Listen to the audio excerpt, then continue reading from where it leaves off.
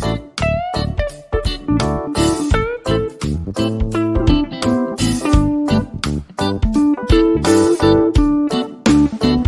Everyone, management मंत्रा के इस video में आप पढ़ेंगे वैल्यूज, जो कि ऑर्गेनाइजेशन बिहेवियर का टॉपिक है। तो नेक्स्ट आप देखते हैं कि इससे रिलेटेड कौन कौन से टॉपिक आप इस वीडियो में पढ़ने वाले।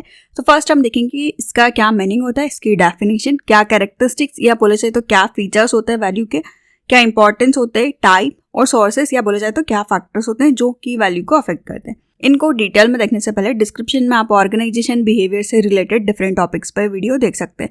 वीडियो अच्छा लगे तो प्लीज़ लाइक कीजिए, चैनल को सब्सक्राइब कीजिए, कमेंट कीजिए, और किसी टॉपिक पे वीडियो चाहिए तो आप कमेंट कर सकते हैं। तो फर्स्ट हम देखते हैं कि क्या मीनिंग होता है वैल्यू का।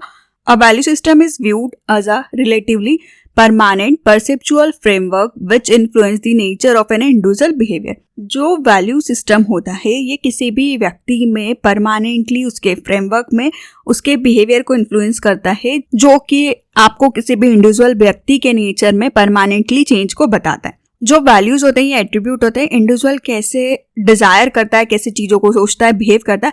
वैल्यू एटीट्यूड की तरह सिमिलर होती है, पर जो वैल्यूज होती है वो ज्यादा परमानेंट होती है। एटीट्यूड बदलता रहता है पर वैल्यूज उतनी जल्दी नहीं बदलती है, ये परमानेंट रहती है, किसी भी व्यक्ति के नेचर में इनबिल्ड होती है। नेक्स्ट आता है value can be defined in organization behaviour as the collectively conception of what is considered good, desirable and proper और bad, undesirable and improper in a culture. जो वैल्यूज होती है ऑर्गेनाइजेशन बिहेवियर के अंदर आप डिफाइन करते हैं कलेक्टिवली कि क्या चीजें सही हैं, क्या गलत है, क्या चीजें डिजायरेबल है, क्या अनडिजायरेबल है, क्या चीजें प्रॉपर है, क्या चीजें इम्प्रॉपर है। ये किसी भी कल्चर में आपको दिखती है, ये बताता है वैल्यू को। तो बात की जाए तो वैल्यू एक जजमेंट होता है कि क्या चीजें राइट है, क्या चीजें रॉन्ग है बताने के लिए। नेक्स्ट हम देखते हैं इसकी definition according to M Harambos, a value is a belief that something is good and desirable. Value एक belief है कि क्या चीजें सही हैं, क्या चीजें desirable। नेक्स्ट आता है according to R K Mukherjee, value are socially approved, desirable and goals that are internationalized through the process of conditioning, learning और socializing and that become subjective preference, standard and inspiration. जो value होती है socially approval, मतलब समाज में सभी लोग उसको मानते हैं कि वो चीज़ें सही हैं, गोल के लिए हैं, आप उसके लिए प्रोसेस करते हैं, चीज़ों को सीखते हैं, सोशलेबल होते हैं। आपका क्या सब्जेक्टिव प्रेफरेंस है, क्या स्टैंडर्ड है, क्या इंस्पिरेशन है, ये आपकी वैल्यूज को डिफाइन कर। नेक्स्ट हम देखेंगे कि क्या कैरेक्टरिस्टिक्स होते हैं या बोले जाए तो क्या फीचर्स होते हैं वैल्यू के। फर्स्ट आता है values provide standard of competencies and morality. Values standard provide करती है कॉम्पिटेंसी और मोरलिटी के। मोरलिटी बताता है कि क्या चीजें सही है, क्या चीजें गलत है, क्या चीजें गुड है, क्या चीजें बैड है।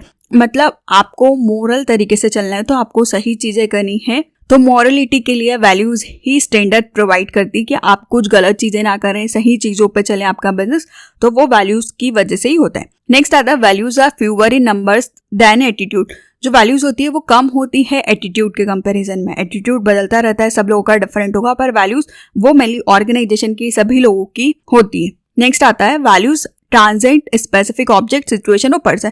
जो वैल्यूज होती है वो किसी भी स्पेसिफिक ऑब्जेक्ट, सिचुएशन या पर्सन से परे होती है। नेक्स्ट आता है values are relatively permanent and resistance to change. जो वैल्यूज होती है वो रिलेटिवली परमानेंट होती है और ये जो भी चेंजेस हो रहे हैं आपके उनको भी रोकती है कि जो चीजें सही हैं, जो परमानेंटली चली आ रही है, आपको उन्हीं चीजों को फॉलो करना, उन्हीं पे चलना है। नेक्स्ट आता है value have two attributes, content and intensity. The content attribute state that particular code of conduct is important, कि आपको particular code of conduct जो बने हुए हैं उनको फॉलो करना है, और वही इंटेंसिटी एट्रीब्यूट बताता है कि particular code of conduct कितने इंपॉर्टेंट है आपके लिए कि आपको उनको फॉलो करना। ऑर्गेनाइजेशन के जो कोड ऑफ कंडक्ट बने होंगे, रूल्स रेगुलेशन, आपको उनको फॉलो करना और वो कितने इंपॉर्टेंट आपके लिए, वो उसकी इंटेंसिटी को बताता है। नेक्स्ट आता है when we rank an individual value in terms of their intensity we obtain the value system of that person. जब हम किसी भी व्यक्ति की वैल्यूज को इंटेंसिटी के टर्म्स में रैंक देते हैं तो हम पूरे पर्सन की वैल्यूज को देखते हैं, उसके वैल्यू सिस्टम को देखते हैं। तो ये थे कुछ कैरेक्टरिस्टिक्स या आप बोला चाहे तो ये कुछ फीचर्स होते हैं। फॉर एग्जाम्पल कि आपके ऑर्गेनाइजेशन में सारे लोग एक दूसरे को देख के स्माइल करते हैं, सब लोग एक दूसरे को देख के विश करते हैं। वैल्यूज होती है जो कि आपके ऑर्गेनाइजेशन में बनी हो, वही लोग एम्प्लॉयज भी उस चीज को फॉलो करेंगे, वही उसी तरीके से बिहेव करेंगे। तो ये आपकी वैल्यूज को बताता है। नेक्स्ट आता है कि क्या इंपॉर्टेंस होते हैं वैल्यूज के, वैल्यू क्यों इंपॉर्टेंट होती है किसी भी ऑर्गेनाइजेशन के लिए। तो फर्स्ट आता है वैल्यूज ले the foundation for understanding of attitude and motivation. Value एक फाउंडेशन प्रोवाइड करता है, एक बेसिक नींव होता है जिससे कि एटीट्यूड या मोटिवेशन बनता है किसी भी व्यक्ति का। अगर ऑर्गेनाइजेशन के अंदर अच्छा वैल्यू सिस्टम चल रहा है तो लोग मोटिवेटेड होंगे, उनका जो एटीट्यूड है वो भी पॉजिटिव होगा, वो लोग अच्छी तरीके से काम को करेंगे। नेक्स्ट आता है personal value system influence the perception of individual. जो किसी भी व्यक्ति का पर्सनल वैल्यू सिस्टम होता है वो किसी भी व्यक्ति के परसेप्शन को इन्फ्लुएंस करता है कि वो किसी भी चीज के बारे में किस तरीके से सोचता है। नेक्स्ट आता है value system influence the manager perception of different situation. जो वैल्यू सिस्टम होता है वो मैनेजर के डिफरेंट सिचुएशन के परसेप्शन को भी इन्फ्लुएंस करता है कि जो वैल्यूज फॉलो कर रहे हैं मैनेजर का भी परसेप्शन उस सिचुएशन में उन वैल्यूज के अकॉर्डिंग ही बनेगा। नेक्स्ट आता है personal value system influence the way in which a manager view the others individual and the group of an individual in the organisation. जो पर्सनल वैल्यू सिस्टम होता है किसी भी ऑर्गेनाइजेशन का वो बताता है कि मैनेजर किस तरीके से किसी भी व्यक्ति या ग्रुप को देखता है, ऑर्गेनाइजेशन को देखता है और उसी तरीके से वो काम को करवाता है। तो वो डिपेंड करता है वैल्यू सिस्टम पे। हो सकता है कहीं पर मैनेजर सिर्फ ऑर्डर देता होगा क्योंकि एम्प्लॉय सुनते नहीं है, वहाँ का वैल्यू सिस्टम इस तरीके से बन गया, पर कहीं पे होगा जो मैनेजर है वो पोलाइटली सभी को बताता होगा उनको क्या काम करना है और एम्प्लॉयज कंप्लीट करते होंगे। तो ये डिफरेंट ऑर्गेनाइजेशन के ऊपर डिपेंड करता है कि उन्होंने किस तरह के वैल्यू सिस्टम को मेंटेन किया है। नेक्स्ट आता है value system also influence a manager decision and his solution to the various problem. जो वैल्यू सिस्टम होता है वो मैनेजर के डिसीजन को भी इन्फ्लुएंस करता है कि उसको जो भी डिसीजन लेना है वो वैल्यूज के अकॉर्डिंग लेना है और किसी भी प्रॉब्लम के सॉल्यूशन को भी अफेक्ट करता है। नेक्स्ट आता है value influence the attitude and behaviour. An individual will get more job satisfaction if his value align with the organisation policies. If the organization policies are different from his view and value, he will disappointed. The disappointment will lead to job dissatisfaction and decline in performance.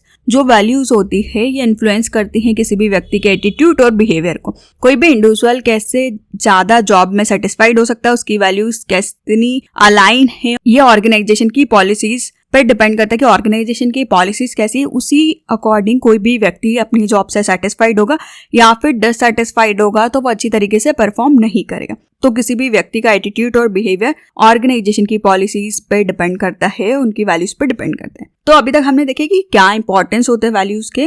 Next हम देखेंगे कि क्या types होते हैं values के। तो मेल्टन रॉकिच ने classified किया रिसर्च के बाद वैल्यूज को दो कैटेगरीज में, टर्मिनल और इंस्ट्रूमेंटल वैल्यू। फर्स्ट आता है terminal value. A terminal value is an ultimate goal in a desired status or outcome that lead to the end to be achieved. Terminal values वो values होती है जो कि ultimately आप किसी goals को achieve करना चाहते हैं, कुछ outcome चाहते हैं, आपका desired status चाहते हैं जो कि आप अपनी life के end में achieve करना चाहते हैं। तो इसके एग्जाम्पल होते हैं कि आपको एक कंफर्टेबल लाइफ चाहिए, कुछ आपका गोल है उसको अचीव करना है, आपको कुछ बनना है, फैमिली की सिक्योरिटी चाहिए, मैच्योर लव चाहिए, सेल्फ रिस्पेक्ट चाहिए, विजडम चाहिए, एक्साइटिंग लाइफ चाहिए, फ्रीडम चाहिए, सोशल रिकॉग्निशन चाहिए, ट्रू फ्रेंडशिप चाहिए। मतलब कुछ भी गोल हो सकता है आपका या डिजायर आउटकम हो सकता है कि आपको एंड में इस वैल्यूज को अचीव करना है। तो ये आपकी टर्मिनल वैल्यूज होती है जो कि एंड आउटकम को बताती है। नेक्स्ट आता है instrumental value. Instrumental values relate to means for achieving desired end. It is a tool for acquiring terminal value. Instrumental values एक रास्ता है, means है कि कैसे आप desired end को achieve करेंगे, उसके बीच में आपको क्या क्या चीजें करनी है, तो वो इंस्ट्रूमेंटल वैल्यूज को बताता है। ये टर्मिनल वैल्यू तक ले जाने का एक टूल होता है। तो इंस्ट्रूमेंटल वैल्यू के अंदर आपके अंदर एम्बिशन होना चाहिए ताकि आप आपके गोल्स को अचीव करें, ब्रॉड माइंडेड होना चाहिए, कैपेबल होना चाहिए, cheerful, clean, courageous, forgiving, helpful, honest. मतलब आपके अंदर पर्सनालिटी वाली क्वालिटीज होनी चाहिए ताकि आप गोल्स को अचीव कर सकें। तो जो टर्मिनल और इंस्ट्रूमेंटल वैल्यू होती है, इन दोनों के कॉम्बिनेशन से आप वैल्यू सिस्टम को बनाते हैं। और बात की जाए सर्वे के अकॉर्डिंग तो value of value system primary determined होता है कि कोई भी व्यक्ति कौन है और क्या है उस बेसिस पे। नेक्स्ट हम देखते हैं कि क्या सोर्सेस होते हैं वैल्यू के, या बोला जाए तो कौन सा फैक्टर्स होते हैं जो कि वैल्यूज को अफेक्ट करते हैं। तो इसमें फर्स्ट आता है फैमिली फैक्टर। ये बहुत इंपॉर्टेंट फैक्टर होता है वैल्यू सिस्टम को, जो इन्फ्लुएंस करता है कि जो भी आपकी फैमिलीज है, आपकी फैमिली किन वैल्यूज पे चल रही है, लोग क्या मान रहे हैं। मतलब कुछ लोगों के घर पे होता है कि वो उठते से सभी के पैर छूते हैं, सबकी रिस्पेक्ट करते हैं, कोई भी आता है तो ढूक देते हैं। तो ये उनकी वैल्यू सिस्टम्स हैं जिनको वो फॉलो कर रहे हैं। तो जिस तरीके से आपकी फैमिली में आप लोगों को देखते हैं, रहते हैं, उस वैल्यू पे आप चलते हैं। नेक्स्ट आता है सोशल फैक्टर। सोशल फैक्टर्स में आपका स्कूल बहुत इंपॉर्टेंट रोल प्ले करता है वैल्यू सिस्टम के लिए, कि कोई भी बच्चा जब स्कूल जाता है वहाँ पे लोगों से इंटरेक्ट करता है, टीचर से मिलता है, क्लासमेट से मिलता है, अदर स्टाफ से मिलता है, स्कूल के अपने फ्रेंड से मिलता है, तो वो उन लोगों से क्या चीजें सीखता है मेनली वो बहुत इंपॉर्टेंट होती है और ये टीचिंग लर्निंग प्रोसेस में आता है और वो उनके वैल्यू सिस्टम को अफेक्ट करती है। जैसा उसको टीचर फ्रेंड सिखाएंगे वैसा वो सीखेगा और उसी तरीके से बिहेव करेगा, उन वैल्यूज पे वो चलेगा। नेक्स्ट आता है कल्चरल फैक्टर। कल्चरल फैक्टर जो कि आपका जनरेशन से जनरेशन में पास होता है, मतलब जो पहले चला आ रहा होगा उस तरीके से। तो इसमें आपका आता है बिलीफ, क्या पैटर्न है बिहेवियर का। कोई भी जो इंडिविजुअल होता है उसके अंदर सोशल कल्चर, ग्रुप कल्चर या ऑर्गेनाइजेशन का कल्चर होता है और ये कल्चर उनको अफेक्ट करता है कि किस तरीके से वो चीजों को सीख रहे हैं और किस तरीके से बिहेव कर रहे हैं। नेक्स्ट आता है लाइफ एक्सपीरियंस। ये एक मीन्स होता है पर्सनल लाइफ एक्सपीरियंस का, कि आप एक्सपीरियंस से चीजों को सीखते हैं लॉन्ग रन में। ये वैल्यू बहुत इंपॉर्टेंट रहती है कि आप किस तरीके से बिहेव करेंगे। आपने जो अभी तक एक्सपीरियंस किया होगा, जिनसे आप चीजों से सेटिस्फाइड होंगे, उन बेसिस पे आप बिहेव करते हैं, काम करते हैं और उस तरीके से सोचते हैं। नेक्स्ट आता है रिलीजियस फैक्टर्स। इसमें जो भी आपका रिलीजन है आप उसको फॉलो करते हैं, उसमें कुछ फॉर्मल सेट ऑफ वैल्यूज होती हैं जो कि जनरेशन से जनरेशन मिली है, तो आप उसके अकॉर्डिंग अपने रिलीजन को मानते हैं, वो आपकी वैल्यूज को बताता है। पर एडवांस टेक्नोलॉजी ने रिलीजियस बिलीफ और वैल्यूज को ट्रेडिशनली अब थोड़ा कम कर दिया है। नेक्स्ट आता है रोल डिमांड्स। रोल डिमांड बताता है कि कौन सा बिहेवियर एसोसिएटेड है पर्टिकुलर ऑर्गेनाइजेशन की पोजीशन के साथ में।